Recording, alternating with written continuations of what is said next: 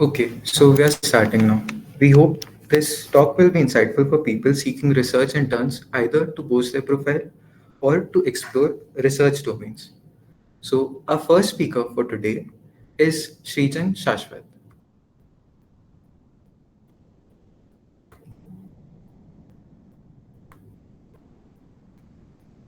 Srijan is a 2020 batch BE Computer Science and MSc Economics student who has taken a reverse dual after his first year.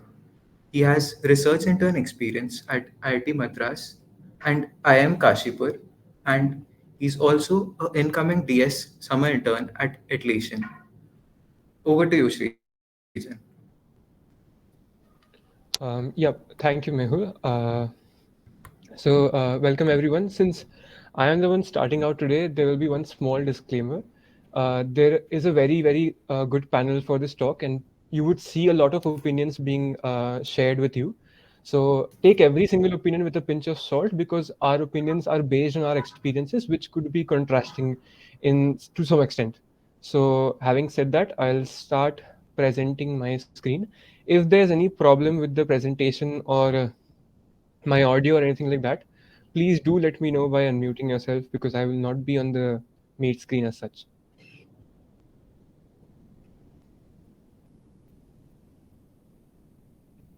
All right, so I hope uh, the slideshow is visible. So the basic thing we're discussing is how we can land a summer research internship. This is relevant for all kinds of people, whether you are a seasoned student researcher. By that I mean you've covered a few CDCs in your core domain, and you may or may not have done, let us say, a student project, and you might have worked on some paper here and there. Or you could even be a beginner trying to explore a subdomain of any subject in great depth. A research internship would be a terrific option for you. It may also later on help you out with your thesis options, letters of recommendation, if you want to go for higher studies, if you want a publication in your undergraduate days, and things like that. So, what do you really work on in a research internship? That depends broadly on where and under whom you're working. So, very often you could be working on an industry or a government project. You could also be co authoring a paper with a professor and his team, usually a team of other PhD scholars or even his other co authors in his own department or some other departments. And in case of business schools, where I have spent quite some time, you might also end up working on a case study that will be used later on for teaching purposes. So that's not a very research output. That's a more of a teaching output. What skills do you need? When we join the first year at BITS, we are usually said in certain clubs that there are no prerequisites. I'm not sure if that's true or not, but to a large extent, it would be true with the research internships. You need to have a zeal to learn, of course. Uh, you need to realize that most of these researchers who you would be working with are absolute experts in their field. Even if it's a narrow domain, they would be very good at it, and they know that you don't know as much about the field as they do or their PhD scholars do. So you will have to undergo a very steep learning curve while working with those scientists. So don't expect to be working on steps that will win you a Nobel Prize next morning. You are actually just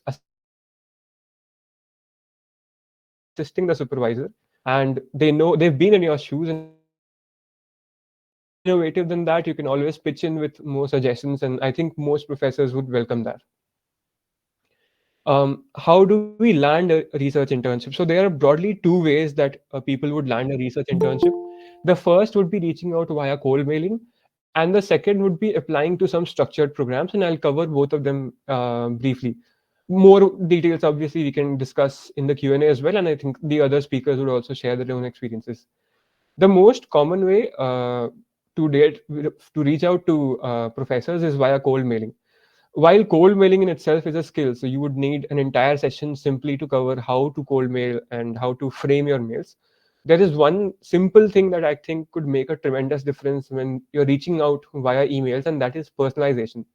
So there are steps involved, like you have to look for professors, you have to look at their research interests, you may or may not have to read some of their past research work. And the thing that will help you personalize is your comment or your opinion on their research. of their work or research, and how you can draw relevance between what they are doing compared to what you want to do, and how it would help you and how you would help them as well. So I would share two small good examples from my personal experience regarding this. So firstly, it was at the Indira Gandhi Institute for Development Research. If you're an economics student, I think it's a very good place to do some research. It's run by the Reserve Bank of India. So I had read this newspaper article by a professor at IGIDR in the Times of India, which was commenting on India's state of economy and things like that. And I was very intrigued by that article. And while reaching out to that professor for an internship, I made it a point to comment my opinion on that professor's article and what I felt was a very sensible comment that she had made, and what I think we can work further in terms of research in that particular field. And that was something that earned me a reply, in my opinion, and also earned me a lot of talking points on the telephonic interview. Something similar happened when I was applying to IIT Jodhpur. If in case someone is putting in some message in the chat, I am not on the chat window. So if there's anything urgent, please unmute yourself and tell me. Yeah. So the second example was at IIT Jodhpur.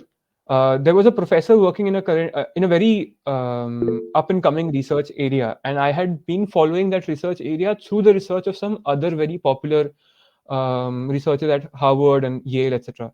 So what I tried to do is draw a parallel to why I took interest in that entire domain, and why I feel that that professor's research questions were very relevant for me or for anyone who wants to get into the domain to answer. And again, that's a very good way of reaching out to professors, and even continuing that chat could be a very crucial part of a telephonic interview if that happens. So with regard to the timeline, although there is no fixed timeline as such, this is the timeline I have mostly followed. And I think mostly if you're targeting someone in economics or finance or social sciences or management, this timeline should work. By December end or mid January, specifically for Indian professors, it would be a good idea to have a list of professors you want to reach out to. From mid January to end of February, you can try mailing and converting from your emails. Some of these professors have a tendency to give you a small project. A small project could include maybe preparing a PPT on one of their past papers and expressing your comments. So those small projects would take, like, let's say 2 or 3 days, or maybe even a week. So considering all of that, you should be able to have a conversion by end February, post which, in my opinion, it is slightly too late to start reaching out. So ideally, if you're reaching out for the next coming summer, you should buckle up and start sending mails as soon as you can. That doesn't mean you have to start sending a lot of mails in your first batch itself. You can be targeted while cold mailing as well. The other very common method to get a paid research internship is through internship programs. These are run by a lot of IITs, by Indian School of Business, etc. And I'll cover that in a later slide. So IITs and some other institutes have started running these very organized, funded research programs. So these are kind of like Desi MyTax, if I may call them that. And these include, but aren't limited to, programs by IIT Roorkee, Madras, Kanpur, Gandhinagar, Palakkad, etc. And there are also other institutes doing this. So there's a Bharati School of Public Policy at ISB, which is providing a summer and a winter internship. There's IGIDR has its own summer at IGIDR program, and so on. And you can find a lot of these links when you simply just Google it. Each of them have their own eligibility criteria. So there's one difference between reaching on via cold mailing and via these programs, and that is, via cold mailing you don't have any restrictions, and it doesn't even include any restrictions with respect to CGPA. So most professors would not give that much weightage to your CGPA if you can justify why you want to work with them and why they should work with you. But a lot of these programs may have a CGPA criteria, may have a criteria of you being in your pre-final year or final year or before your pre-final year and things like that. So do read their eligibility before you're applying. And you will also need some documents, like something like a bona fide or other related certificates while applying to these programs potentially. There are a few other important things to consider. So if you look at the websites of a lot of government institutes, also some very good private institutes like ISB Hyderabad, you will see that they have established, extremely well funded research centers. This could be, let us say, there's a research center on finance and economics run by the National Stock Exchange at IIM Ahmedabad. ISB Hyderabad, as I mentioned, has a very dedicated school of public policy and even other schools for that matter. Similarly, you could find some research centers at IIT Delhi, IIM Udaipur, etc. And they have very good research output, they have very good connections with the industry, and you have a very high chance of selection via cold mailing. You can reach out to not just the professors who are affiliated to that university, you can also reach out to the managers of those research centers, and there's very high chance that you would get some or the other reply. Even if it's not positive, you'll at least get to know some good information from these people. Apart from that, when you're considering universities, I would not recommend NIRF as the best ranking source. Firstly, ranking is not a very good measure to check while reaching out to professors, because there could be a very, very good professor at a tier 2 college, and there could be a very relatively inactive professor in terms of research at a tier 1 college as well. So you could consider forming your own opinion based on the general ranking trend plus the professor's research work and history. Because at the end of the day, although you write stuff like RI at IIT Madras or RI at IIM Ahmedabad, you will mostly be working under the professor. This professor would be the sole supervisor in most cases. So you need to look at a professor's profile, a professor's activity, more than you need to look at the institute. Obviously, the institute's policies are one thing, but a professor is slightly more important. And the most basic thing you could do is checking out their Google Scholar profile. You can not just get their past publications, you can look at what journals they're publishing in. You can look at what quality of those journals they're targeting. You can look at their specific research interests, and you can look at this thing called an H index. H index is a very objective way of classifying researchers. Again, it's not a very singular metric that you should focus on, but it's a good way of checking how good a researcher has been in their research career. The higher the H index, the better. I won't go into the depth of how it's calculated. You can look at that yourself. But that's one of the many metrics you can try and see for evaluating a researcher. Now, there's a startup analogy I give to a lot of people when it comes to working at Indian universities, because I have mostly worked in Indian universities. Indian research scene is much more recent compared to the research scene at, let us say, the USA or the UK and other European countries. And this gives it a very nice flavor. It's like working at an established firm versus working at a startup. So the startup here would be Indian universities in general.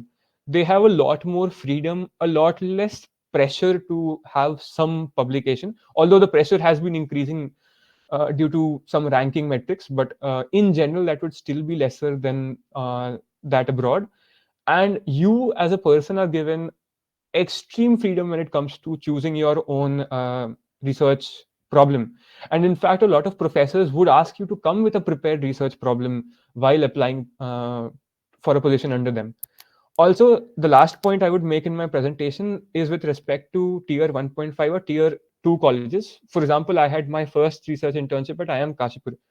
So if you are doing a research internship just for the sake of building a profile in general, then maybe working at a tier 1.5 or tier 2 college won't add a lot to your profile in the long run, because maybe you'll go into the industry, you'll sit for placements, and it won't be that remarkable a thing. If you're someone who wants to learn research from scratch and are not confident that you will be able to adjust to a very fast environment at a more established university, you can consider working at a good professor's supervision at tier 1.5 or tier 2 colleges as well. Why I say a good professor is there are some professors who are very active in research at these universities, and they would in general show more patience with your learning curve. So if you think that is a hindrance for you and you want slightly more self-paced learning when it comes to working in an internship, you could consider applying to these places as well. They could be newer IITs, there could be some top NITs, there could be some very good triple ITs for that matter, who are very, very good at research, even though they might not be the highest level of engineering colleges. And also the tier 2 IIMs and other management colleges if you're targeting a business school. So For my presentation, that's it. I'll see if I can answer some of your questions during the Q&A. Thank you. Thank you, Srijan. That was really insightful. Our next speaker for today is Rikhil Gupta. Rikhil is a third year computer science student and he has done his research intern at MIT, Massachusetts and IIIT Bangalore. He has also been a statistics intern at Atomic Energy Regulatory Board. Over to you, Rikhil. So, hi guys, am I audible? Uh, am I audible? Yes, you are. All right, great. So, let me share my screen once. Share.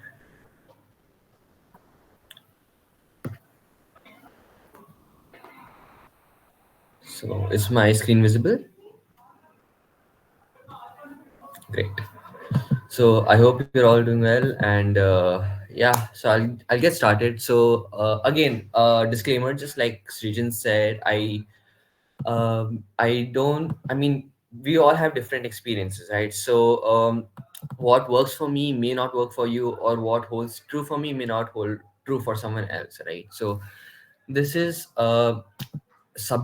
this is a very subjective experience, and people may disagree with each other, and you may have a different experience, right? So, you just do what's the best for you, right? Great. So, with that in mind, let's start. So yeah, so basically I'll try to keep I've experienced people talking to me. For example, like a lot of you guys, maybe some of you have even reached out to me talking about stuff like this RA and all.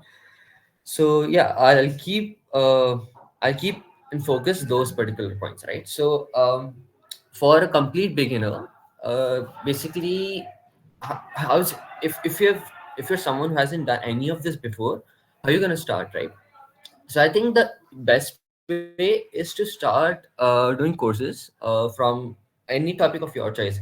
Okay, it may be machine learning, or it may be a core mech concept or something like that, I don't know. But just think what you might have an interest in, and yeah, just do some courses from Coursera, EDX, and stuff like that. Okay. So yeah, having done those courses, you can start with a SOP, and formal or informal SOP, that doesn't really matter as long as you do a SOP and you do a project. And the reason I'm saying this is because whenever you apply anywhere, like even if it's an in Indian university or abroad or anywhere, you have to show something, right? And just showing that I have done this courses from Coursera or something isn't does not really give the professor the assurance that you're going to do well with them, right? So you have to display interest with something objective, like something tangible, right? So a SOP, especially in the bid system, SOP is a very easy way to get that. Right. So let's say once you have got you have done a SOP or something like that, and you can also find projects online. Especially, I mean, if you want stuff related to AI and ML, I can just tell you. You can ping me or something.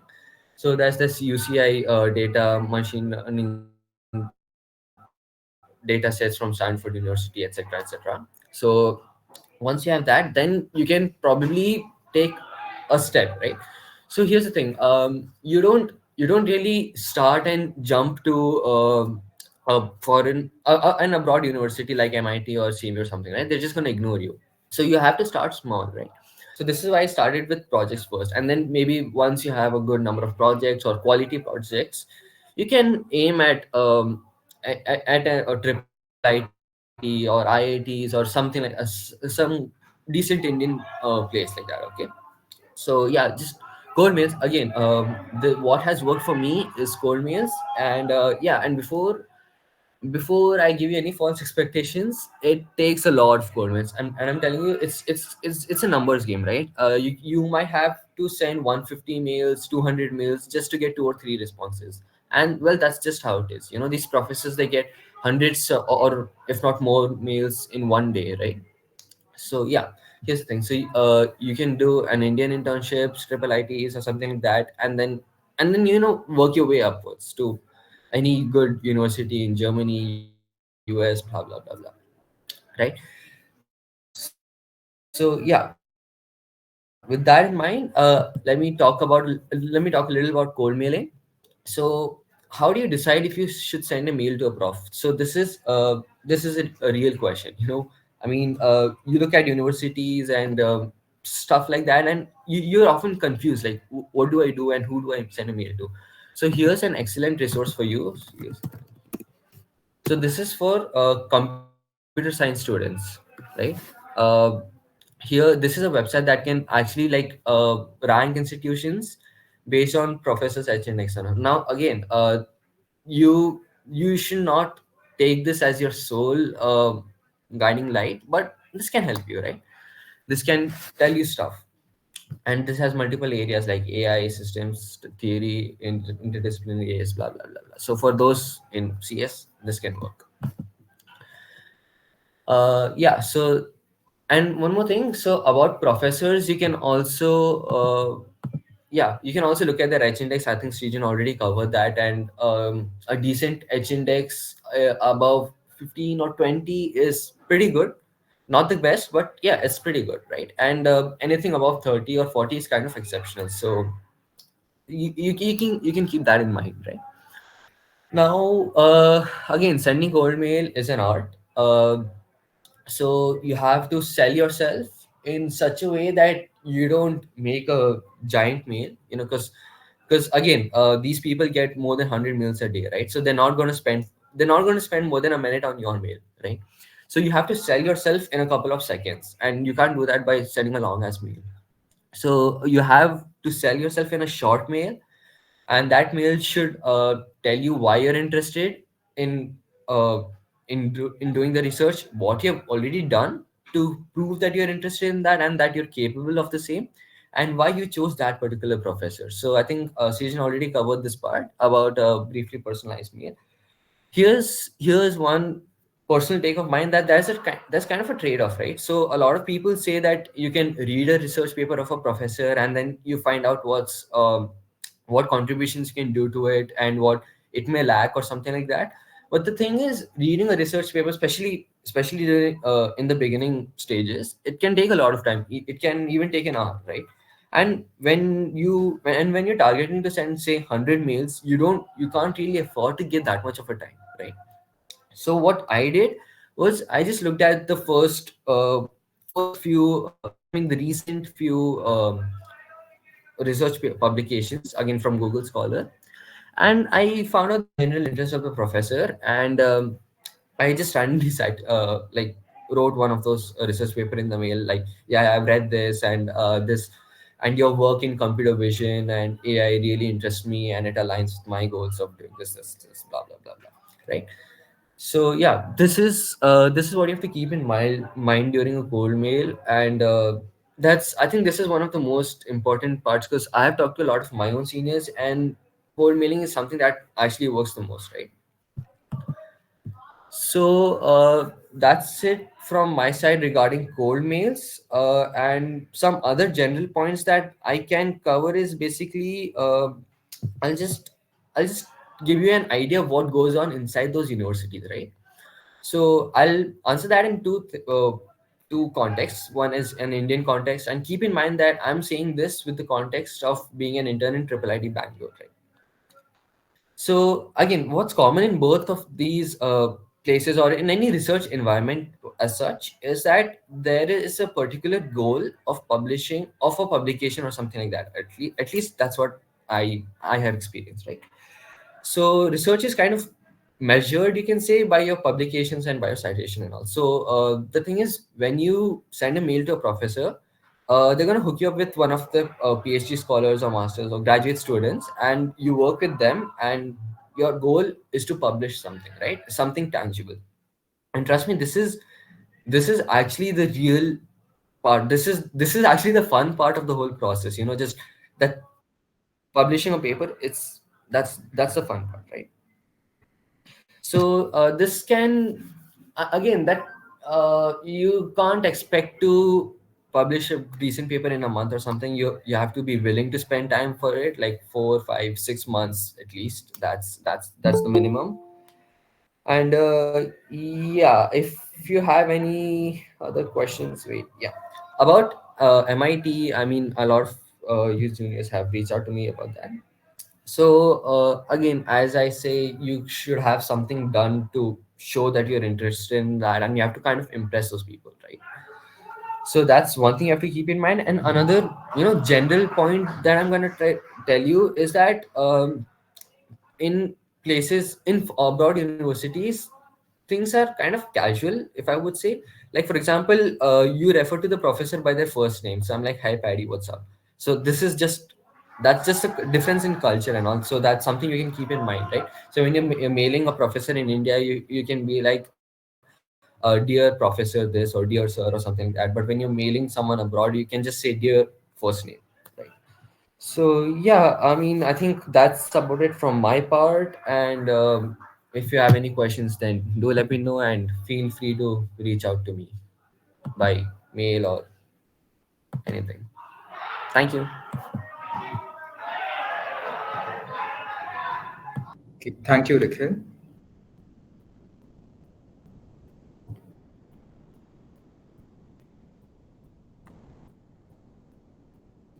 Our next speaker for today is Yash Dikshit.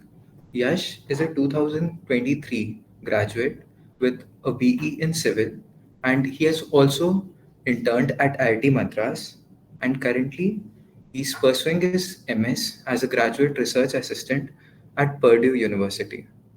Over to you, Yash. Thank you, Mehul, and thank you to panelists Rijan and Rikhil for their insight. And just let me know if my voice is not echoing. So that's a bit of an issue. All good. Okay, thank you. Yeah, just a second.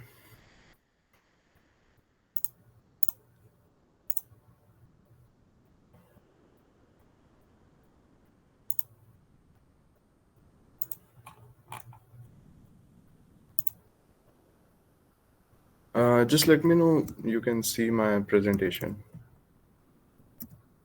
Uh, is it visible? Yes, it is. Okay. Hi guys, so my name is Yash. I'm right now pursuing my master's in civil engineering from Purdue University, and my specialization is construction management. So I agree with both of the panelists who put their disclaimer that personal experience might vary and it might work for you, but not, it might work for me, but may not work for you. So I'll try to keep it simple. So I come from a background where I have no prior research experience in the field where I am working right now. So the way I tackle things around is I'll try to explain in a bit of a detail. So right now I'm a graduate research assistant at Purdue University. When I was looking for my research internship slash off-campus thesis, these were my research interests. Right now, the projects I'm working on is somewhat related to this, but has also a touch of computer science and psychology as well. During my time at BITS, I was a part of Shell Eco, Madhyansh, and PMP. So yeah, there might be something common. Uh, I'll give you a general timeline and how I approached things during my time. So my seniors advised me to approach professors if you're like approaching professors in abroad universities, and try to like approach them an year earlier. But to me, that just sound like it's a bit of an exaggeration to approach an year early, but he was right at the end. So I started cold mailing during December 2021 for mostly for the off-campus thesis, and I try to keep uh, open up. I try to be open about the timeline that I'm open to a thesis from August to December or January to May, because professor might be involved in something where he might not be able to give you time in the first semester, but he is available in the second one. Also, there is a common thing where professor might ask you for a larger period of time. So you can see, right, my research started in June 2022 because he wanted that at least I should be involved for 9 months period. So there's this condition where where depending on the size and nature of the project, the professor might ask you for your time. And I started. So the timeline that I'm presenting right now is mostly focused on Indian professors and Indian universities, but started way before, let's say somewhere around September or October, to approach professors in US and European countries. And just a bit of a note here I want to put, like if you're approaching a professor in abroad, specifically I'll talk about US, be sure to schedule send your mail in a timeline that is in between, let's say, Monday to Friday, and your mail should reach professor during the first half of the day, so between 8 to 12 a.m. So that's the time when professor are more active during checking the mails. Also, there are certain professor who are like check their mails on Saturday and Sunday, so it's a matter of luck, but it's just it's just a good way to keep your things shifted towards Monday to Friday timeline. So yeah, that's just a note. uh, and so my goal, so my entire why I did research internship was to boost my profile for my MS applications, which I was going to do between December. So here's a parallel timeline that I followed along with my thesis. I started off in August and then completed all the things by December. So yeah, I was doing theses and MS application side by side. So I'll give you an overview of what exactly a research internship, like what is it, how to choose an area of interest, what should be the goal of an RI, and should you choose an on-campus thesis, on-campus research internship, or off-campus. Well, getting a research internship in the time when I got it is mostly to get off-campus thesis, because my seniors and my professor told me that if you do an off-campus thesis, it looks good on your profile, but that's just subjective thing. Also, the research area that I was interested in was only offered in three colleges in India, which is IIT Delhi, Madras, and Bombay. So after getting like rejection from abroad university, I shifted to Indian universities. And so yeah, um, so what is research internship? So professor takes on a project out of his personal interest and research interest. Uh, he or she looks for an assistant depending on the size and nature of project. Generally, when professor takes on a project, he approaches his own students, his own group of students. So that includes PhD, then master student, then undergrad student. So it's just a matter of luck how, like, when you approach a professor, is he having availability to accommodate you on one of his project, and if he likes your profile, research interest, or etc., he might offer you a research internship. In my case, it was off campus, remote, and unpaid internship. So all three things doesn't go well together. And how to choose an area of interest is, it's basically depend on what kind of coursework you were doing, and how, and if you are looking for a shift in your career afterwards, so you might want to do projects in that particular field. So I have seen people shifting from civil to CS, which is pretty common, obviously, because you want to get a job. So they used to do uh, projects from computer science field, maybe something with professors in CS department, I guess, and something about that. But I was mostly interested in civil engineering, so I did accordingly. So choosing an area of interest, it depends. You must first have clarity about your future goals. Like if you're looking for a change, then you might want to focus on what kind of change is that. Is it from changing a branch or changing a topic? Like let's say you are a computer science student, you are working on AI, let's say, and I'm not sure if I'm correct, but let's say you want to explore deep learning. So you are taking a shift in a specialization. And if you are a CS student, but let's say interested in triple E research, so you are taking a shift from a branch. So that just depends on you how you want to like uh, manage your future goals. So, and you should understand, like, are you really an expert in that field, or are you just starting out? So as previous panelists mentioned, then there are a couple of resources that you can follow. In my case, since my research area is very niche, so I have to like get in touch with a professor, and there are no specific labs to cater to my research interests. So I just got in touch with a professor. He was looking for an assistant or intern, and then I did. And you can search for professor with research alignment. Normally what happens is one professor can have a multiple research alignments, which sort of confuses you as to how and which specific things I should target. So usually what happens when you draft your mail, you should always say that my research interest lies at the intersection of this and this or this. So that just gives an idea to the professor. Yes, the student is open to learning opportunities, and he is looking for research opportunities in the field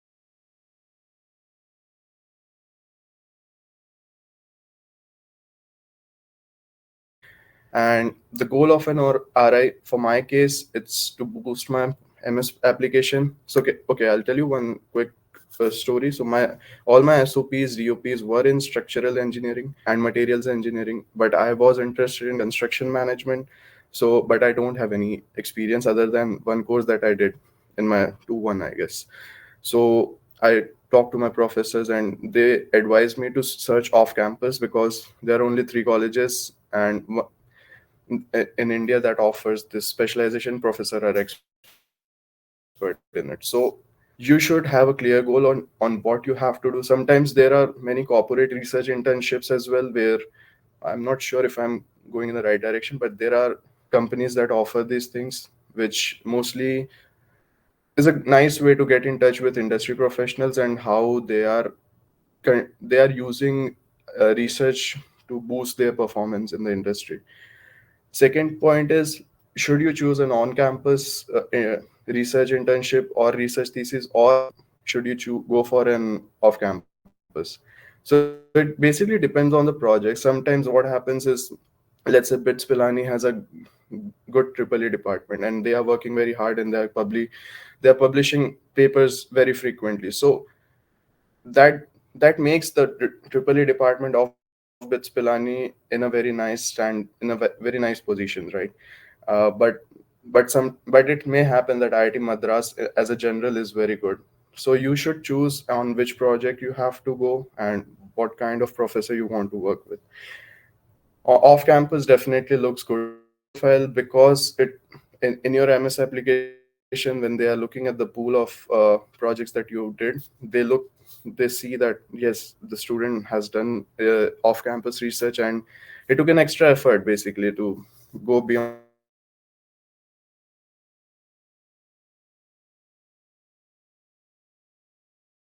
the future plans, and the professor is supportive enough to like give you space for growth and whatnot. You understand how on campus works, right? Next is, I'll give you some insights to how cold mailing should be structured. So search for the research professor's profile. So let's say you select a industry. Let's say look for a professor who, and on their profile page you can see a list of research interest.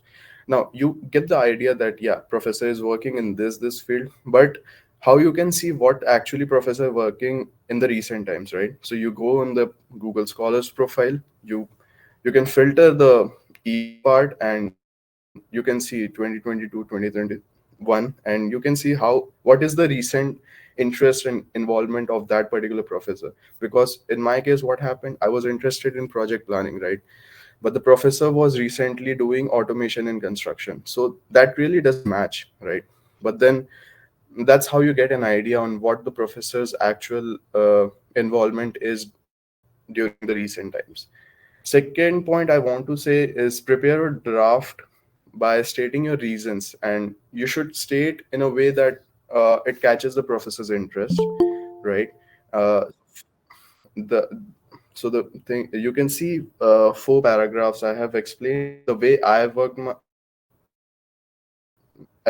way around it. So first para, I introduce myself.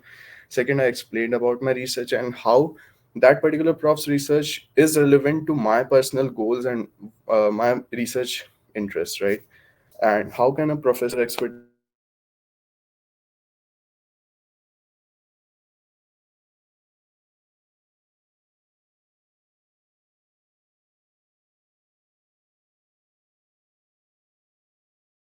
So I explained that a brief period of time that yes, you are looking for research internship for summer period, and also you want to look for an extension to it as a form of thesis.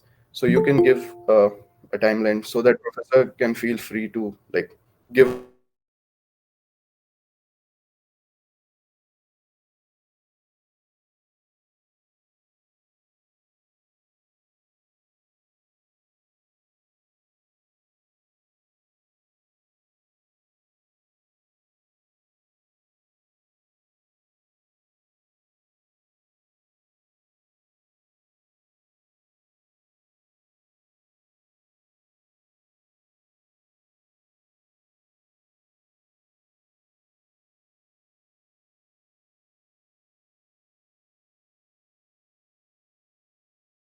And thank you so much, because these times get pretty stressful with cut to cut timelines, and you all guys might be stressing out. But yeah, first of all, don't stress out, right? You will always get the opportunities to work with professors.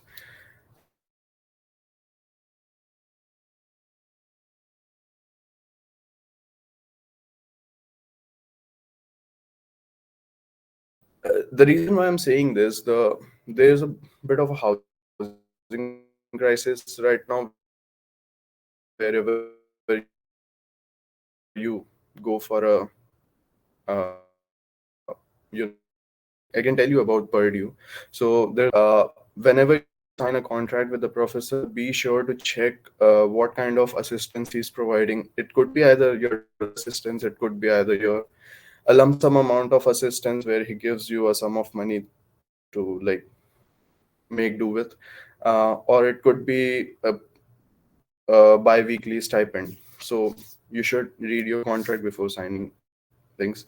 Uh, Professor takes time to reply. As I've stated, you should start early and you should start approaching him early. And yeah, that's pretty much it. I'll try to answer all your questions that you have in the Q&A session. And yeah, I hope this is helpful. I'm not good at presentation right now. Thank you.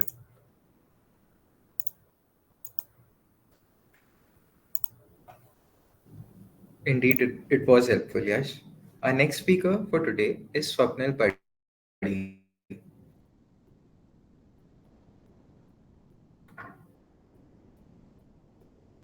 Swapnil has graduated from BITS with a BE Mechanical in 2023 and is currently a software developer at Amidis. He has done his research intern from IISc Bangalore and also happens to be the founder of Chris Robotics.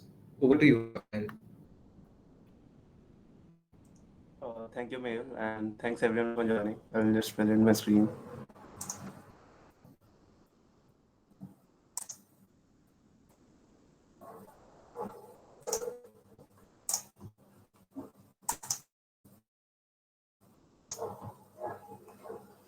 Is it visible? Yes, it is. Yeah.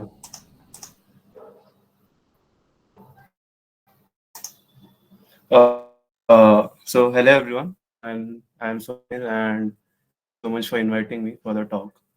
Again, as the other speaker has spoken already, this is any experience that we'll be sharing with you guys as a personal bias, and so it's up to you guys how to take it, and you can use those experiences and insights to approach your interns. That I'll just brief to speak upon. So I'll just that from my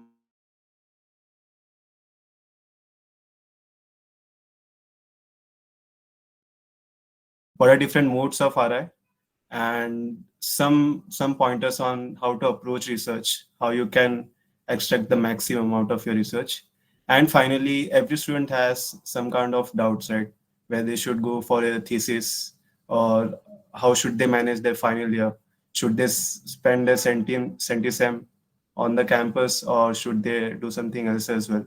Should they directly opt for job after thesis, or uh, should they take a career break for getting some work experience and then decide based on their own personal experiences? So I'll just briefly talk about myself. My major domains throughout my undergrad days has been robotics as well as AI. So I have worked majorly on computer vision, but in my final year I also had experience on natural language processing and automatic speech recognition. I've also applied a bit of analytics using ML tools. Apart from that, uh, from my first year itself, I was quite interested in doing technical work as such.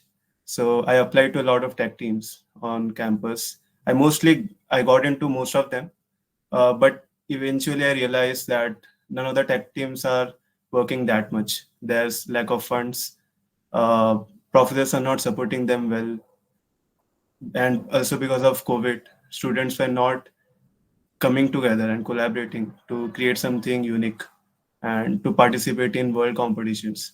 So, and I saw that all the students on my campus who had similar interests as me were facing these issues. So I participated in a couple of competitions when my second year began, and those are really good experiences. So based on that, I got to know that okay, I like to explore robotics more. And since I already had some experience in robotics, what are the different domains that come under robotics? Uh, I think I can take an initiative to build something, no matter how small it is. So then I started looking for competitions, and I found a competition called Mars Rover Challenge. It it was supposedly at that time the largest competition, student level competition for robotics. So the journey started from there, and I was so fortunate enough to get supported by professors, director of our campus, all my friends, peers, and everybody who supported me to build this team. And we are quite successful as of now. This was also followed by some of my experiences in Siri, and I had an foreign remote internship because of COVID in team servers as well. So that was again related to robotics as well. Finally, in my ultimate year, I went to ISC Bangalore, and I spent around I would say 14 months in ISC Bangalore. So I spent my summer intern, then I spent both of my sems of my final year in ISC Bangalore, and because of my support of my professors and my mentors as well, I was able to get 3 publications in IEEE and ACM. So these are just some memories that I wanted to share with you guys. This is my team. Uh, this was my professor. I worked under 3 professors in total. This is the beautiful campus of ISC.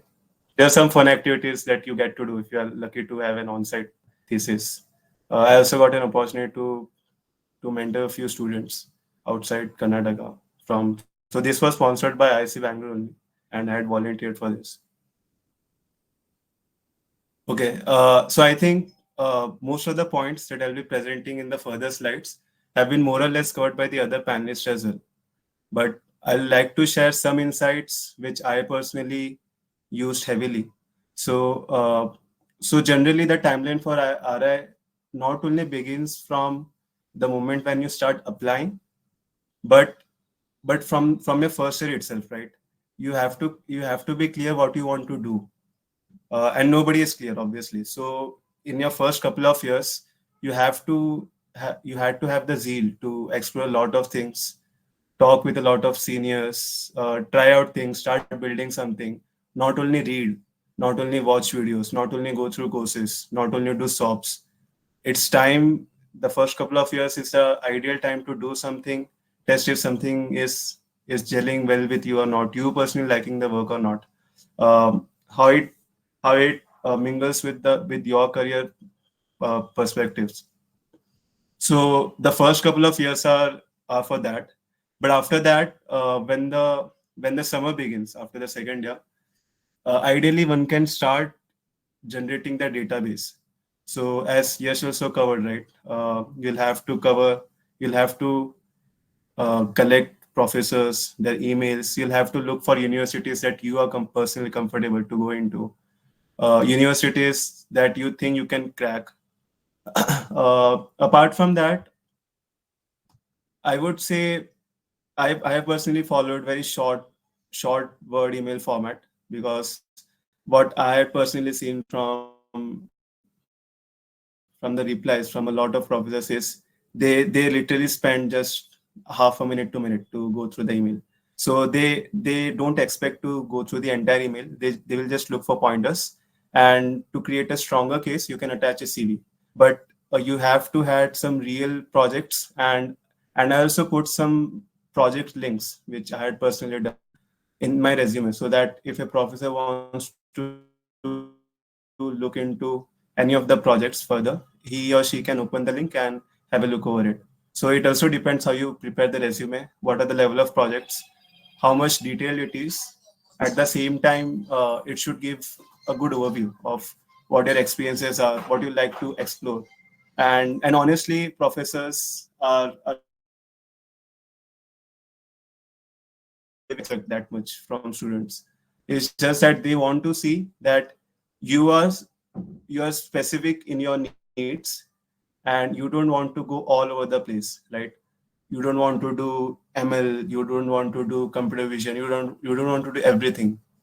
You know, you they just look for things like, okay, this particular student is interested in a particular field, and he has done some work in this very specific field. So you should be able to sell that niche, right? And I think this was pointed by one of the speakers as well. So this is what you have to keep in mind. And and and obviously cold emailing and application process is the toughest throughout the RI process. This is followed by interviews. Landing an interview is again very tough, because most of the time you'll just get rejection rejection mails, right? So, but if you are lucky enough to get an interview call, it's very good. But at the same time, it matters a lot how well you prepare for the interviews. So, so again, as I said, you have to be precise in your domains. You need to have some working projects, so that if the postdocs in the lab or the PhDs, basically whomever is going to take your interviews, right? And there might be a round of interviews. In all my research interns at ISC, I have seen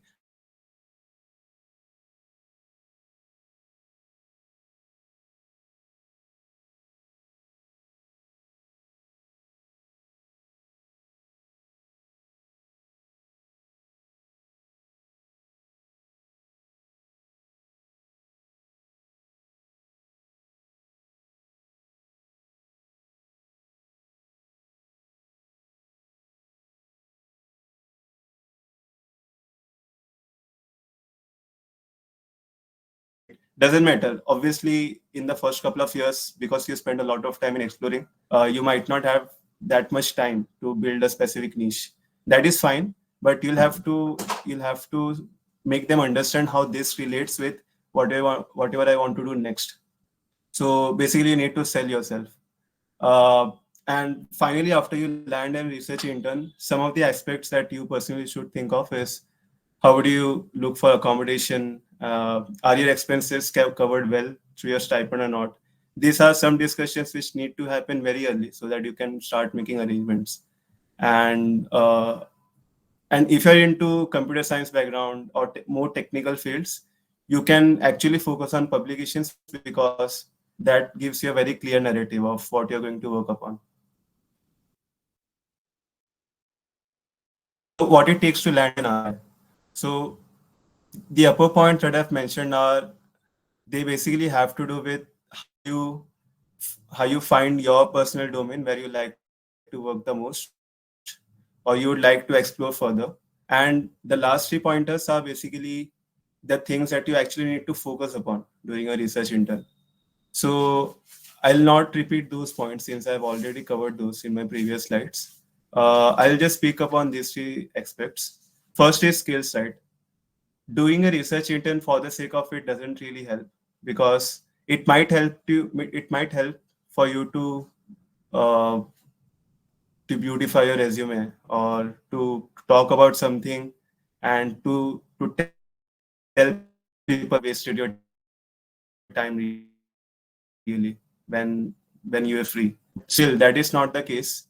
Ideally, whatever research intern you do or whatever task you do, at the end of it, you should be personally happy and fulfilled. That okay, I had something to learn from this. I learned this XYZ skills, and I can start looking for something else based on these skills. Or you can also take a decision whether you want to pivot or not. So you'll have to focus on, are you actually building skills that might be helpful for your career or your further research. Uh, an excellent way for that is to work on your personal projects, talk to professors proactively, work on SOPs. SOPs are a very great tool. You can actually start working on SOP in your second year itself. I had a couple of friends who started working in second year from their second sem. Uh, and they start and when I took my SOP in 3-1, I started working on that from summer itself, after second year. So having a proactive take on your research also helps. And finally, if you have letter of recommendations, it will greatly increase your chances of getting into an RI. So I still remember, I think for my tax, they needed letter of recommendations. So uh, yeah, so basically a lot of applications would actually ask for LOAs. So having a research experience in your college itself actually helps. So what are RI modes? So generally they are online or on-site. I personally felt on-site is best, obviously. And some of the factors that I think they were very, I did not know when I started out, but eventually they were really important factors which I missed. So first is when you start compiling database, you'll look for, are there any vacancies, or are there any good uh, research research programs around the world. So basically programs like MyTax, DARD, and there are a lot of programs. I personally came across 20 or 30 programs, and most of the programs had an eligibility criteria of that you have to be citizen. And this is not only the case for official programs, but also uh, for getting an acceptance into a research institute as well, irrespective of whether you're going through the route of official programs or cold milling. So you'll have to keep that in mind, and that in no way decides your credibility as such. Similarly, as Yash pointed out, for example, there's a housing crisis going on. In my time, because of COVID, I actually landed a couple of internships in Europe, one in Europe, one in USA, but they did not supported my stipend. And I was pretty clear that because of COVID, I would like to have an on-site research experience. So I politely declined them. And this might be the case with you as well, since the recession is still going on. Uh, Another factor to keep in mind is your the domain that you're working into, does it require any kind of hardware or instruments or equipments? If that is the case, then you will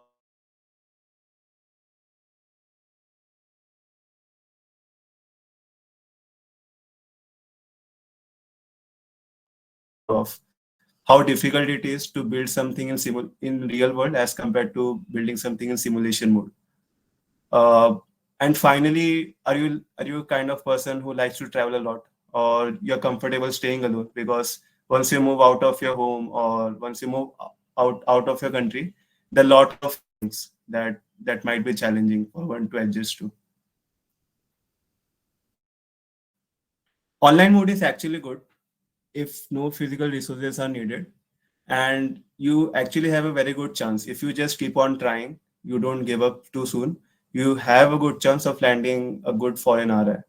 And obviously it saves a lot of money, but it also compromises on close mentorship too, because uh, I had interacted a lot of us with my own mentors and professors one to one, and the quality that I had, the insights that I would get directly, it does not match at all with my online meets. So working on site is definitely a plus point. And for on-site research, it's very hard to crack generally, because because on the lab side they have to think about how they would fund you. Do they have physical vacancy to accommodate you in the lab, since they'll be reserving some of the systems, a chair and everything, right? Um, Plus, do they have someone to directly mentor you, because professors are really busy, and in most of the cases professors themselves do not mentor the students. They'll ask either the postdoc or PhDs to mentor them. So do they have enough students? So that is the case, which is why if a professor has higher H index or I index, it's generally the case that their lab is well established, they have good funds, and they have a lot of students under their hood that can take up an incoming student. And the stipend may vary actually. So you might get enough stipend to bear out all your expenses, or you might have to spend something out of your own pocket. So that's a personal choice. And if you like to further extend your thesis, you can actually extend into your CENT-SM, or you can also extend after you graduate. So I personally knew two seniors. One was at MIT and one was at NUS. They did not go for a job, but because they had really good internships, they were able to convert that into research assistantship. So they spent around 1 to 2 years, and finally they did not go through the MS route because they got good experiences, and went for a job in their respective countries. And the chances for MS definitely increase. So this is just a very plain manual that I have built so that you guys can use this. Uh, in my opinion, these are the four aspects that you get to learn, especially if you're on on-site research. First, you'll learn how to talk, right? Because you'll get opportunities to be part of the conferences that happen in your university, or if you're lucky enough to land a publication, or if someone from your lab gets a publication, then that respective lab gets an invitation to attend a conference. And if you're into a good lab, the professor might sponsor your trip as well. That happened in my case too. So when you go into such conferences, it's very important to learn how to talk.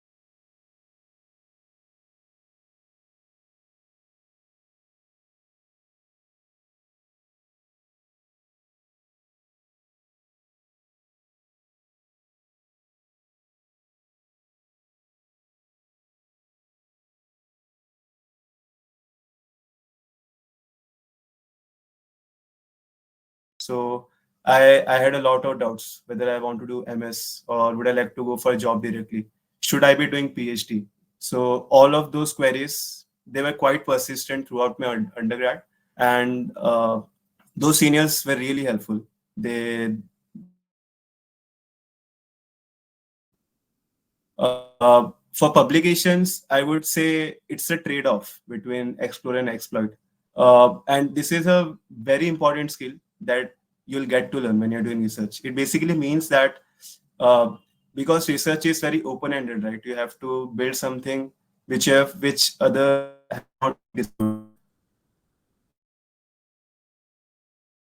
It's not it's not quite prevalent in the research community. So you'll have to make a trade-off between what can be done in the X amount of time and what you are personally capable of. And by capability, I mean you have X amount of skills, you have X amount of knowledge, you have X amount of leadership. How you can use all of those to culminate your research into something that can be producible, or you can show something to the people, right? So this is a very important skill that you'll get to learn if you focus on publication from the very beginning, and that was my focus as well. And I'm pretty sure this is why the reason I was able to get good publication undergrad.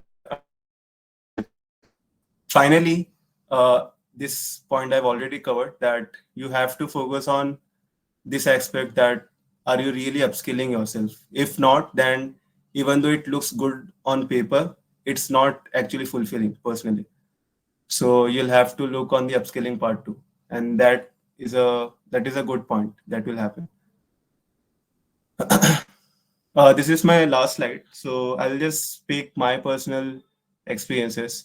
I When I started my undergrad, I thought that I'll go for MS, which is why I focused on my academics. I was into tech teams and I explored a lot. However, towards after I started building Chris and I got to know the research scenario after my research experiences, my summer experiences, I had to decide whether I should go for a job or not immediately, or and would I like to do PhD? If not PhD, would I like to do MS after a couple of years of job? So all these were great questions for me. And some of the insights that I've written in the slide is, if your goal is MS or PhD, thesis is best by far. Until unless you are doing PS in a domain which gives you actual use case, or that directly helps for your research. Because for MS, what I have seen is all the admissions office across the world have a bias towards students who do research, who come through the path of research as compared to the path of WorkX when they're applying for MS applications. If they are immediately graduating and if they're immediately applying. So if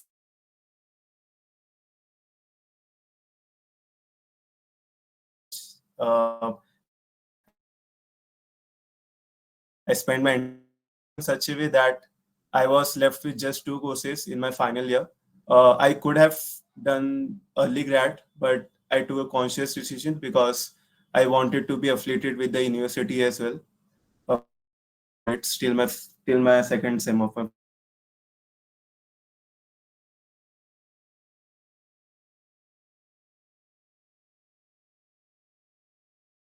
In the end, projects and skill matter, as I said. Universities do matter, but it's not that much.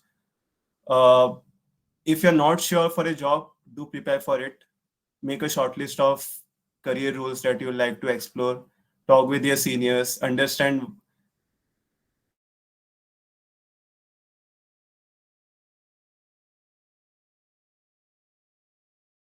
you can prepare for a job, and I did as well.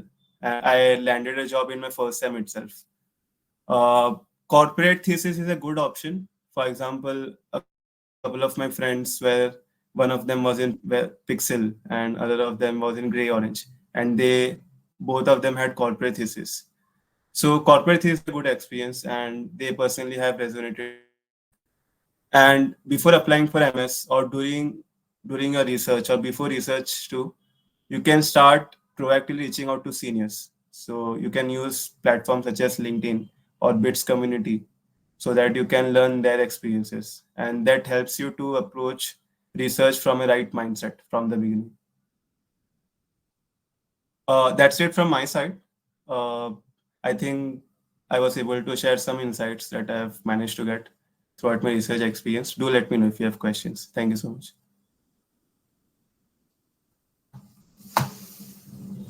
Thank you, Swapnil. Our next speaker and our last speaker for today is Srijan Khatri.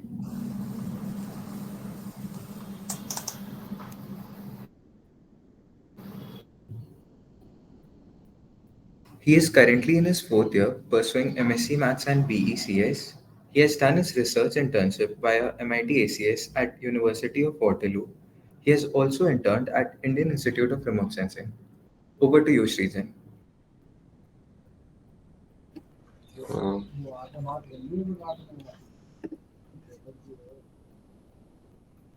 Uh, hello everyone. Just let me share my screen.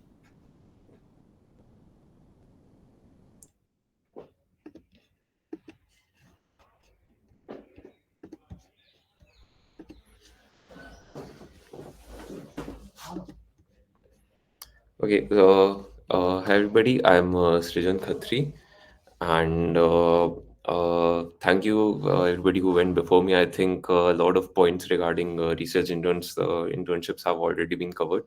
So I'll be talking more specifically about my tax and like summer intern programs. that you have. So, summer intern programs, there are many. So, like, MyTax is one for Canada, there's Advice for Germany, Charpak, Switzerland, and like, there are, if you look it up, you'll find these type of summer intern programs, mostly for in every country, important.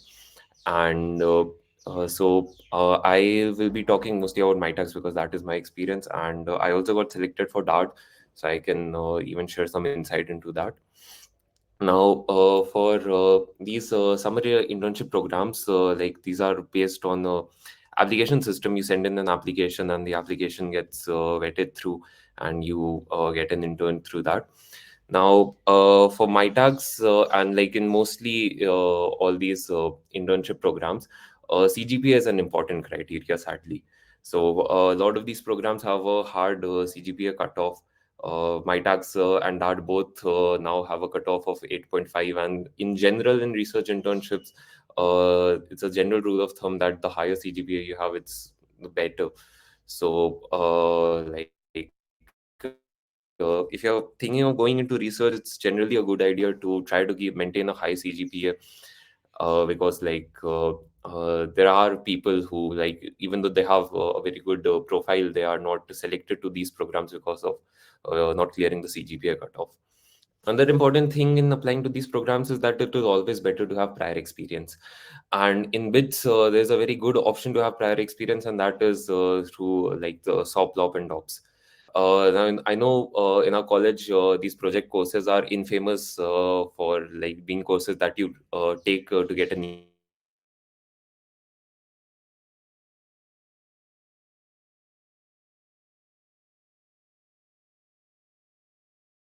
Three one, they were the same, like lob, because we couldn't do more than one sop.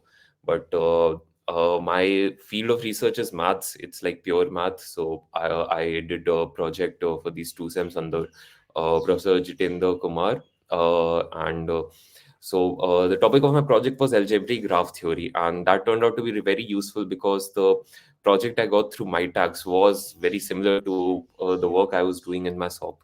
So, if you have a SOP, if you have a good SOP, and it's in a area which you really, it's in the area where you want to go into. So, that kind of projects can really help boost up your application. Then another important point, I think that was also mentioned before, is letter of recommendations. Most of these applications require you to submit a LOR from a professor. And again, if you have a SOP LOP or something, like you have a primary source for an LOR, then you can ask the professor you are doing the project under to give you an LOR. And it's always better to take an LOR from a person under which you have done some sort of project, instead of taking an LOR from someone you are just doing a course under. Because when you have done a project under someone, they can give a better idea in the LOR of what kind of student are you. Whereas if you are taking a LOR from somebody you just did a course under, it will be a very generic LOR.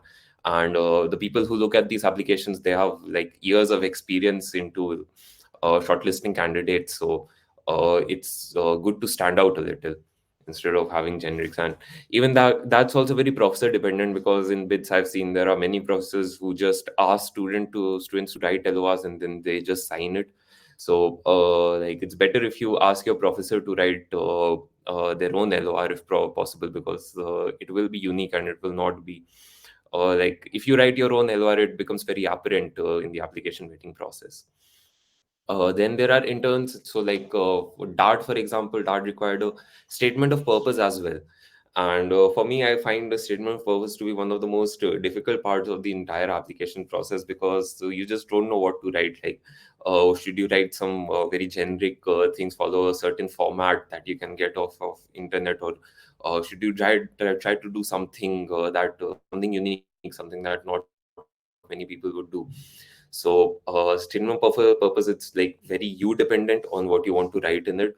For me, like when I submitted my DART application, I submitted a very generic LOR, and a very generic SOP, statement of purpose. And even I wasn't expecting it to get selected by any means, but somehow it was. So That's for the application requirements. There are other things as well. MyTax, for example, there are there's actually not much else in MyTax. DAD required a few more documents to be signed through your professor, and the application procedures are also different. So there are programs like the, as I mentioned, so DAD and Charpak, and most of these programs you get after you cold mail a professor.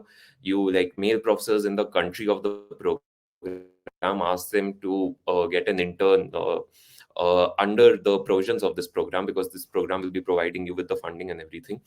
And once you get a professor, then you apply into the project. MyTax is different in this respect, in which the professor, there is a list of projects on the MyTax website, and you choose from these projects. You can, there are many projects, and you can choose 7 projects in MyTax, and in give a priority order. And the MyTax application works in 2 steps actually. So in the first step, you have the vetting from MyTax itself. So you submit the application with your all your transcript, your CV, and all your projects and everything. And MyTax officials, they vet your application, and then if they find your application to be good enough, then they forward it to the professors, who then take a look at your application and then call you for interviews and things. So MyTax works differently from most of these other research internships, in which like you don't need to call me, you don't need to find a professor yourself. Instead, you'll have a list of projects available, and you have to apply in those projects. Now, as for my intern experience at MyTax, so it was and the experience is variable for everybody. That's a given. So, like, I can here talk about my experience, what happened with me. There, like, there were working hours, and for me, my professor was not very strict about coming into the office. Like, he wasn't strict about a 9 to 5 schedule or anything. I can work from home, like from my accommodation there if I wanted to, and I just needed to be present for the meetings that we had. So we had bi-weekly meetings, and we discussed work. My professor gave me work, and I tried to finish it, like progress in it before the next meeting. So, like for me, as I mentioned, that my work wasn't pure mathematics. We were taking a good look at some conjectures, trying to prove some long-standing conjectures through some new methods that my professor had developed. So, like it was a very interesting experience, and especially because it was something very new. It was something that nobody had tried before, and of course there was a risk factor as well, because like we are trying to prove a 100-year-old conjecture through some new ways, and there is no guarantee that we will be able to do so. So I think that is another aspect that you should keep in mind while doing these research internships, because research by definition is that you are trying to do something that has never been done before. You are trying to think of something that nobody has thought before, and sometimes it's just not possible for you to do so. Sometimes you cannot just succeed in this. And in case of like the summer interns, 2 months or 3 months, it's a very short duration for you to come up with a whole lot of new ideas. So like you should not have your expectations set to such a level that you will just go spend 2 3 months and come out with like a couple of research paper, a couple of cutting edge research papers. So but the work you do, the experience you gain from it is very important. And there are people, some people, I know some people who manage to like do very well on their projects, and they have a research paper underway. For me, the conjectures we were trying to prove, we like came to the conclusion that the methods we were trying could not get us a lot further. I had a separate project as well. I was working on computer algebra software. So we were developing a library. There's a algebra software called GAP. We're developing a library for that. So that project was going on side by side alongside this. So my professor was actually very nice. Like he used to talk to me and like used to give me work based on what I wanted to work towards, keeping in mind my future ambitions, because I want to pursue a PhD in like sort of algebra and number theory itself. So that was an important part. even as I was talking about the applications earlier, so in the interview, professors do ask, like my professor asked me in the interview itself on what I wanted to work towards, and he told me that he'll give me work uh, in that specific area as well. Because see, my professor was in the computer science department, but I told him that I wanted to work in a math-based project. I didn't want to code. So he told me that he'll give me a project alongside along those lines itself. So again, that's very case dependent, and that's what happened with me. There were people who were selected in my tags after no interview itself. They had no interview, and they just received the notice that they had been selected. So that apart from that, some other considerations that you need to take while applying to these programs. First of all, is the funding, and I think that has been talked about before also by the other speakers. But uh, you cannot sustain yourself, especially if you're going on on-site for on-site work. So you need these applications. Most of these programs that I mentioned, they give funding. They give varying levels of funding. MyTax, for example, gave for a 3-month internship, they gave a lump sum of 9,000 Canadian dollars, which comes to about 5.5 lakh rupees. And this is actually a very good amount. Like even after even including the flight cost, the food cost, and accommodation costs. And I traveled a bit also while in Canada. So even after that, I was able to save around $1,000. So funding is a criteria that you need to keep in mind. So, for example, Charpak or DART, they do not give as much money. And I know friends who went for DART, and they had to spend from their own pocket to accommodate for the flights and accommodations that they had to take while there. Other thing is now visa. You have to understand that if you're going for an on-site foreign research internship, you need to gain a visa, and visa applications take time. So there are people who even if they are selected into these programs. I had a friend who was selected for Charpak, but he was not able to go because he didn't receive his visa in time. So even when you're cold mailing, if you're cold mailing to professors in foreign universities for an on-site internship, make sure that you give enough of a leeway that you have time to apply for a visa. Another accommodation, again, as everybody mentioned, there's a housing crisis going on in Europe and in US, in North America as well to some extent. So the best way to find accommodation, I think, is for every university and for every city, there are these Facebook groups of student accommodation, and you can go into those groups. You can look for housing. A lot of universities give campus housing as well. My university, Waterloo, they were giving campus housing, but they were giving campus housing at pretty decent price. But through these Facebook groups, I was able to find apartment at even a cheaper price that was like very close to my workplace. So these are all things that you can look into for accommodation. But again, it's something that is very important that you have to keep in mind. And this is VK being VK. Another consideration you need to have is if you want to continue your project. So for MyTax, if especially if you're a dualite, if you are doing a MyTax at the end of your 4th year. So for dualites can go for these summer programs at the end of their 3rd year as well, and the end of their 4th year as well. Whereas single degree students, I think they can mostly just go for these interns at the end of their 3rd year. So dual degree students, they have these two options. And especially if you are going at the end of the 4th year, and you have your 5th year, you have your 5-1, 5-2 as well.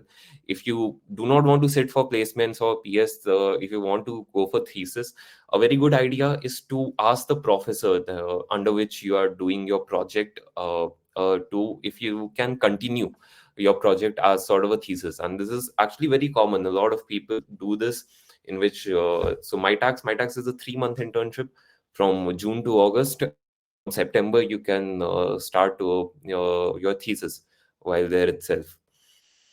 And Another very important thing, and I think this is a very underrated aspect, is the people that you meet at these sort of foreign places. So, like, this is obviously after you get a summer intern.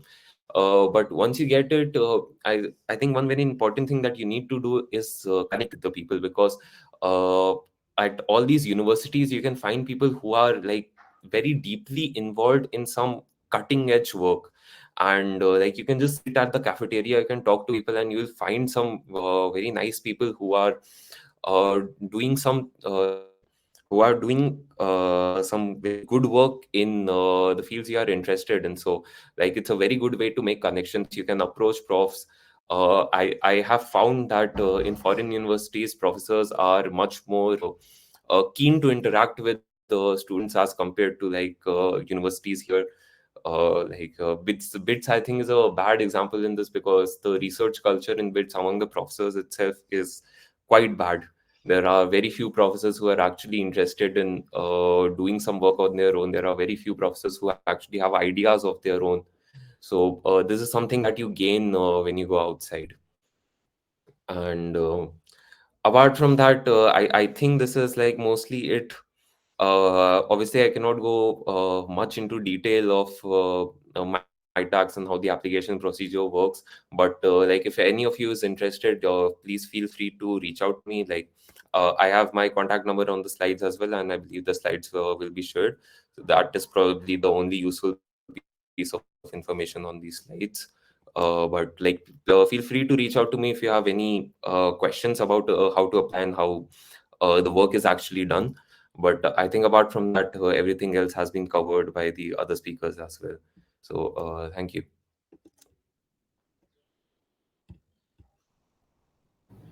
Thank you, Shrijan. Now, this brings us to the last part of this talk, which is the open Q&A session. So, we've got your Google form responses, and I'll narrate it one by one.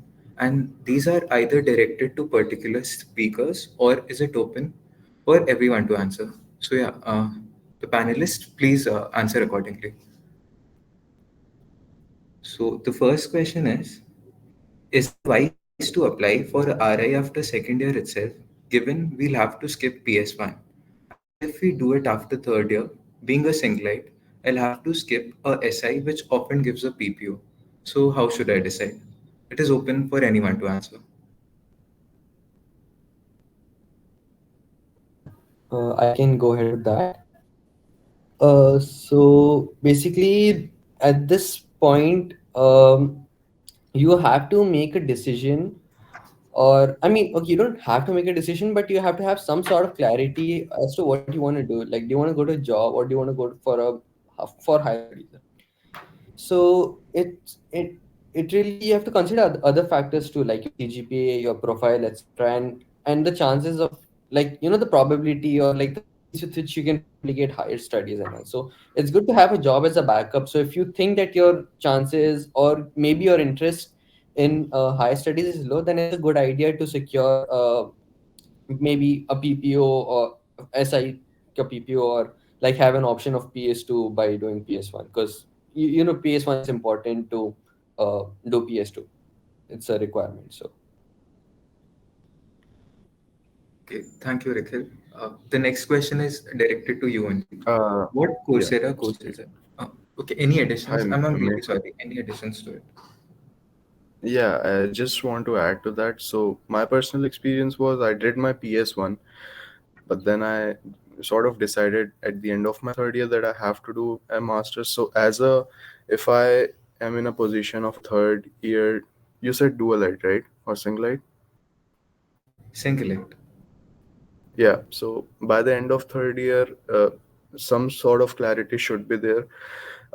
In second year, you can either go for an RI or PS1, but it's just that if you can get an early clarity, that's a plus point for you. Yeah, that's it. Okay, thank you. So the next question is directed to Rikhil. What Coursera courses were you talking about? Where does that help? So I can only answer this question from the point of view of my field, which is AI and ML. So I think some courses that I can recommend is Introduction to ML by Andrew Ng and the Deep Learning Specialization. And yeah, so that's that for AI and deep learning and stuff. But and the what was the second part of the question? Where does it help, right? Yeah. Yeah, so it helps in basically it helps you to kick things off basically. So if you're going to a professor for a SOP, right? So you have to show to that professor that you're interested, right? You can't simply say this is my CG and I want to do a SOP under you. I mean, you can, but then it's better to just have something to back you up. And even when you do start working on a project, it's good to have some information or knowledge beforehand.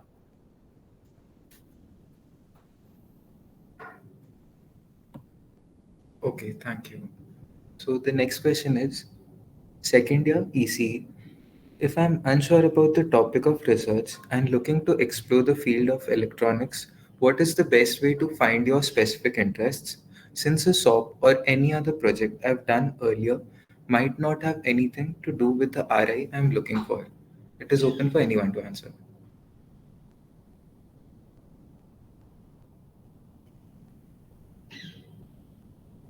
So I'll give my 2 cents on that question.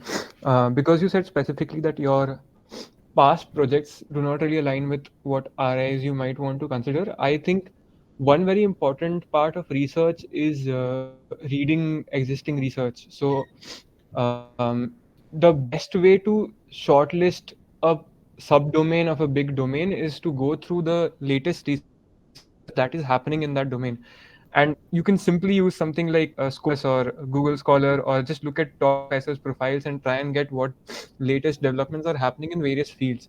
Now, whether or not on reading those papers you build an interest will determine whether you want to work and push the frontier of research in that particular domain.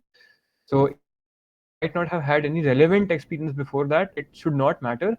You can definitely understand much more about a particular subdomain by reading what is happening and then figuring out whether you want to think in the same way that researchers are thinking and trying to answer certain questions in that field. And that applies to any field, not just electronics in general.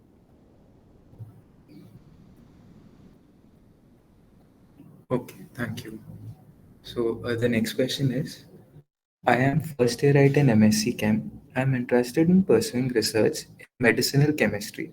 Let us say I apply for a chem research internship for my summer break, which is approximately 1.5 months, but the professor asks like 6 to 8 months of my time. How do I accommodate it then? Because the internship and semester timelines are clashing. And it's open to anyone to answer. Is he like in a situation where he can't do a remote internship, or like does the professor demand an on-site cooperation? Because the answer If you could changes, right? assume both the cases and answer briefly. If you could assume both the cases and answer briefly. Okay, so for a remote internship, he can definitely manage the schedule, but if it's an on-site, so he have to like let go of that internship. But for like remote, it's just like it's subjective how he can manage his CGPA and the internship. But yeah, it all comes down to how much he is able to communicate well with that professor. That Okay, thank you, would be Yash. my answer. I would also like to give some input into that. So, a lot of these summer internships that you get, they span a duration of like 2 months or 2.5 months. That's the general duration of these internships. So, if you start after your semester ends, after the year ends, you have like a 1.5 month break or a 2 month break, depending on what's the schedule. But so like that. The answer depends in like sort of like two ways. So one is some of these internships require you to get an NOC from the institute. Now, in these sort of cases, getting an NOC might be a bit problematic because the institute will not give an NOC for projects that will expand the duration into the semester as well. But if an NOC is not required, then I think it is possible for you to manage. Uh, Registration these days is sort of an issue because they require you to be on campus to get an OTP. But I think that can be worked around. You can, like, there are ways to get an OTP otherwise. And if I talk specifically about some of these intern programs like DOD or MyTax, these programs are identified by IPCD as like genuine summer interns. So in our cases, with the help of IPCD and like even AUGST, they know that students go for these sort of internships. So they allow you to have late registration as well, like after even after the actual late registration, whenever you are back on campus, you can register for courses. Academics you have to manage on your own. Like if you are skipping semester, like skipping a part of the semester to work on these internships, you obviously have to manage your academics. But that is up to you on how well you think you'll be able to manage. But I think it's definitely possible for you to like skip half a month or 1 month of the semester and complete your project. Okay. So our next question is related to it. So if you could continue. Second year ECE, is there any information regarding the IPCD team sent emails for RI in foreign universities? Again, I think that is very case dependent. The emails that are being sent by IPCD, obviously there are some very good interns, and if you feel that the opportunities that are being sent align with your interest, I think there is no harm in applying and seeing where it goes, because it's a free opportunity that is being given to you by this college, and you can make the most out of it. So if you think that the projects that are being offered are in your domain, you can definitely go for it, because most of the times there are legitimate internships. They have been vetted by the IPCD. So there is no harm into applying. It might turn out to be something nice eventually. Okay. Thank you, Shashank. The next question is for Rikhil. MIT is known for its rigorous admission process, and gaining acceptance can be challenging. Did you possess any unique and exceptional skills or qualities that set you apart, such as being a national level sports player, second year physics plus EC? Right. So there are two things to this question. First thing about what that person is thinking about is towards like masters or UG applications, and that is true. He's totally right about that, right? But the way I applied was through cold mails, right? And I applied kind of like I just sent a cold mail to the professor. She forwarded it to her grad students, and I had interviews, right? So it's that part really didn't matter about being like you know about MIT being a super well institute. And the second thing is, if I had anything exceptional, I mean, I wouldn't say I had anything exceptional, but I did have an experience of triple IT before, and had a publication on the way. So I think that helped. Okay, thank you, Rikhil. The next question is directed to Srijan Shashwat. How flexible should we be with our research interest? Should I change depending on the tier one universities I'm targeting or with the professors I want to work with? Or should I be rigid about my interest? Also, to what degree should we narrow down the research question or should we keep it broad or very specific? And also, how do you choose between your two branches on what should you do your research? And are there any synergies between the two? All right, so I'll take the questions one by one. The first one was on how rigid should we be on related to our research interests. So, given that mostly the people who would apply would be in the second or third year, unless you're applying for thesis, of course, I'll keep thesis as a separate category altogether. But if you're applying for a short-term research internship, uh, mostly we don't know much about a domain, and we are in a very nascent stage of our research.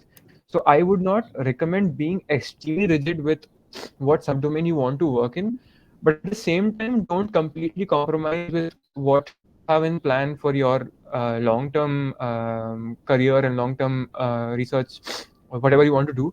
Because let us say you are working in a field which is not very related to what you actually wanted to work in, it may not add that much to your profile as you think, even if it's at a tier one institute. So, for example, I am not interested in cryptography, but even if I did a cryptography research internship at whatever a good university it may be, it won't add to my profile if what I want to work on is macroeconomics instead. So, don't completely shift your domains just for the sake of getting an internship at a good place. If it's related, if it's somewhat relevant, if it's two subdomains of the same broader domain, you can maybe compromise, given that you are in a very early stage of your research career. Secondly, how narrow or how broad should we frame our research problem? Again, this depends on professor to professor, and I'm sure a lot of people have different experiences with this. So, and I would expect the professor would make it clear to you if they're expecting something specifically from you. So, for example, sometimes the professor may ask you to build a very specific hypothesis about what you want to research on, and sometimes a professor might just want to know what broad area you're interested in so that they can align your work with what current research projects they are pursuing anyway. So both kinds of professors exist, and both kinds of approaches could work for you. Um, Mostly, you would not know this before applying unless a professor has mentioned it on their web page or on their particular Google site or whatever. Whatever. So it's safe to not assume anything and just go ahead with what you feel you are most comfortable with at that point. If there's anything else the professor would want, they will most probably disclose it to you. Coming to the third question, I took the reverse dual primarily because I was interested in economics research broadly. And yes, there are synergies. If you want me to disclose how I chose to not go into CS and go into economics, that would be a tough thing to do because I think that's a thing of personal taste. And some people just feel more connected to research problems in a particular domain than the other. So for some person, maybe working on biology would be much more interesting than for some person who's working in AI. So that is a complete personal taste dependent thing. Yes, there are synergies. So I try and use more and more computational tools that I can use in economics, and in that way, a dual degree in general could be very helpful if somehow your research interests are interdisciplinary, given your two degrees. So yeah, that's that. Okay, thank you, Srijan. So the next question is EC and first year, right? Many speakers mentioned advice from seniors. Which seniors should we contact on campus or try to contact them on LinkedIn?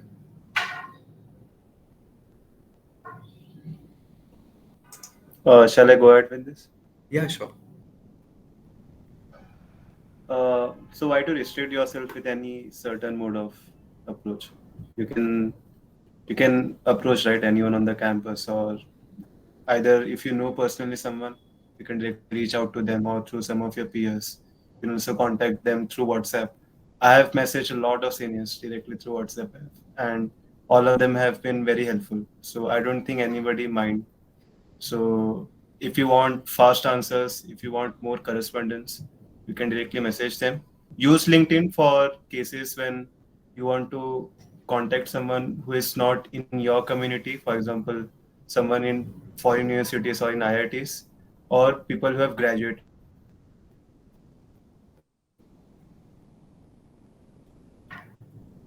Okay, thank you, Swapnil. So the next question is, I'm a triple E sophomore. I'm in a dilemma as to whether pursuing higher studies or to take up job in core triple E. Although there are no speakers from triple E domain here, and it'd be really helpful if I could get some tips from your side on what general metrics should I use to decide which option would be the best for me.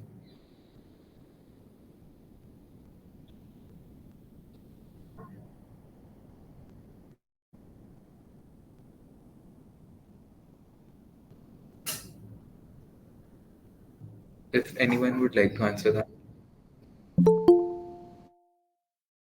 Again, that's a tough question to answer because it depends on your personal situation. Since the person is considering going into core versus going into research, so at least he has that much clarity. He or she has that much clarity that they want to work in that domain itself.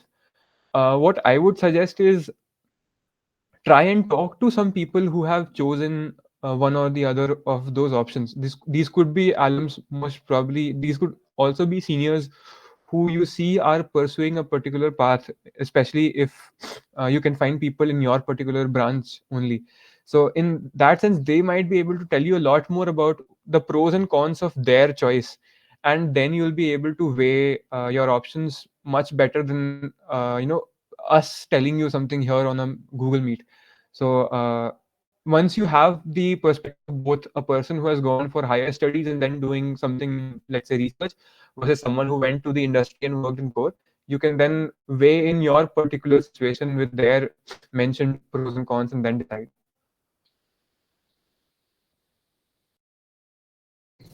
Okay, thank you, Srijan.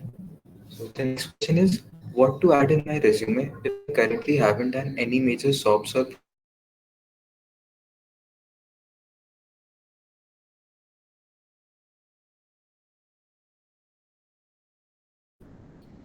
Anyone? Uh, so I would like to add something. If the student is in second year, I think they can start taking up projects. And there's usually a misconception among students that if you're mentioning a project in your resume, it has to be completed, whereas that is not the case entirely. You can take up a project, you can start working on that, and since the student is in second year itself, uh, I think the student has a lot of time. So even if the project does not get completed, it's fine. They can talk about what they are working on currently and how that relates to whatever they are applying to.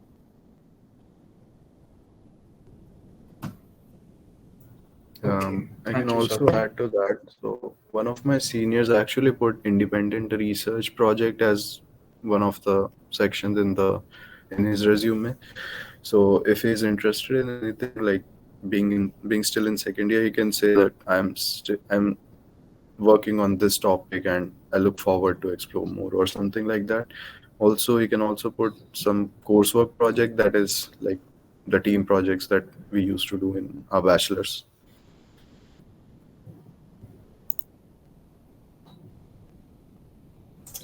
Just a slight mention, if the student does not has any official SOP because the student is in second year, they can take up informal SOPs and they can themselves approach to any professor citing that they would like to take a SOP under the professor in third year, but they like to start the work now itself, and the professor would be more than happy to accommodate him or her.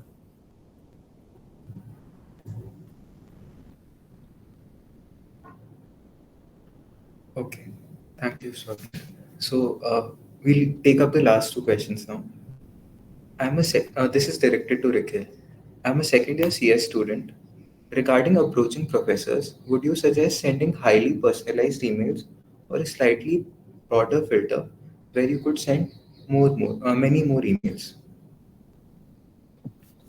All right. So I'm assuming this is about cold mails, right? And sending to a lot of professors. So yeah, about that, I mean, the way I did was that I didn't send highly personalized emails. I just had like 2 3 lines, which show that I know what their lab is, I know what they are doing, and I just copy pasted like the top titles of one of their research papers. So this is what I did. So this doesn't take much time, like not more than 5 10 minutes per mail, right?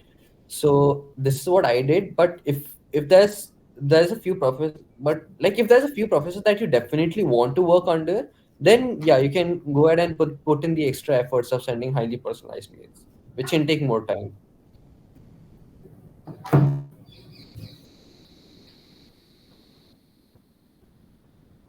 Okay, thank you, Rikhil. So we are taking up the last question now. First, right, how much CG is a good aim for being eligible for most of the applications? Like anyone can answer this. I can go with that. Uh, which applications? RI or like in general MS application? If you could answer for both. Okay, so uh, based on what professors told me, 7.5 is good for jobs, 8.5 is good for research projects and taking up research assistantship or let's say MS application. So yeah, that's the general criteria that's followed. But above it is, I think it's good enough. Unless your branch is highly competitive, then you would have to maintain a 9 above CG. I can give you an example. So last time, like for this fall applications, one of my friend is applying. He applied for 12 colleges. He got into one. His GRA scores were very good. His like projects were very top notch, but then again he couldn't. He could only get into one. So it depends on which domain he's targeting to get into, be it research or MS. I would like to highlight one example as well. So, in Chris, a senior of mine went to Georgia Tech for PhD in aerospace, and his credentials were like, I think his CGPA was around 7.3. His GRE score was around 315. So, from both scoring perspectives, they are not that ideal, but he had really good publications, around two publication in A or A star conferences. So my point here is basically if you just focus on something specific that you want to work upon, and if you manage to get publications, then your chances really boost up. But yes, if you start focusing on academics from the beginning, but not really obsessing about it should work fine as long as you're compensating it through your other research experiences or anything else.